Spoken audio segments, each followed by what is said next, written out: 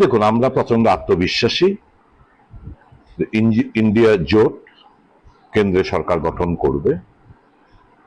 Exit pole আমাদের আগেই জানা ছিল গদি মিডিয়া কি প্লে করতে যাচ্ছে, কিছু কনকপ্টেড এবং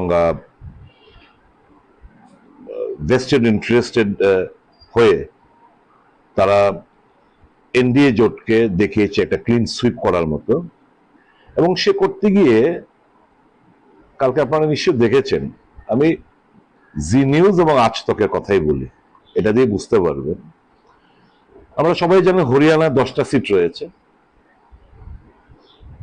এখানে বিজেপিকে দেখাচ্ছে হরিয়ানাতে 16 থেকে 18টা সিট বিজেপি জিততে চলছে হরিয়ানা। সিট কটা রয়েছে? সর্বমোট 10টা।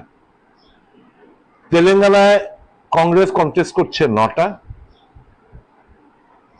কংগ্রেসকে দেখিয়েছে 13 থেকে 16টা কংগ্রেস জিততে চলছে তামিলনাড়ুতে। বিহারে এলজেপি কন্টেস্ট করছে 5টাতে। বিহারে দেখিয়েছে যে 4টা থেকে 6টা অব্দি এলজেপি জিততে চলেছে। কন্টেস্টই করলো 5টা, দেখাচ্ছে 6টা অব্দি ওরা জিততে চলছে। কাজে এই ফিগার গুলো হচ্ছে বসানোর উদ্দেশ্য হচ্ছে শাসক গোষ্ঠীর তল্পি বাহক হয়ে মানুষকে বিভ্রান্ত করার জন্য, কাউন্টিং এজেন্টসদের বিভ্রান্ত করার জন্য, কারচুপি করতে যাতে সহায়তা পায়, একটা স্নায়ুযুদ্ধ। এই স্নায়ুযুদ্ধে যাতে ইন্ডিয়া জোট হেরে যায় সে উদ্দেশ্য নিয়ে ওনারা করেছেন। কাজে আমরা আমাদের বিশ্বাস রয়েছে এই সমস্ত কনকক্টেড এবং ভেস্টেড ইন্টারেস্টেড তথ্যের উপরে নয়, আমাদের বিশ্বাস রয়েছে আম জনতার ভোট। কারণ যেই নেগেটিভ আমরা তৈরি করেছি ইন্ডিয়া জোট, আমরা আমাদের নেগেটিভ থেকে সরে আসিনি। আমাদের ইস্যু ছিল মানুষের স্বার্থে, মানুষের যে মনের কথাগুলো সেগুলো আমরা ইন্ডিয়া ব্লকের যত সব নেতৃত্বরা রয়েছেন আমাদের ওই এজেন্ডার উপরে আমরা কথাবার্তা বলেছি। দুর্ভাগ্যবশত ভারতীয় জনতা পার্টি তারা তাদের নেগেটিভই ঠিক করতে পারেনি। তারা হিন্দু মুসলমান, মন্দির মসজিদ,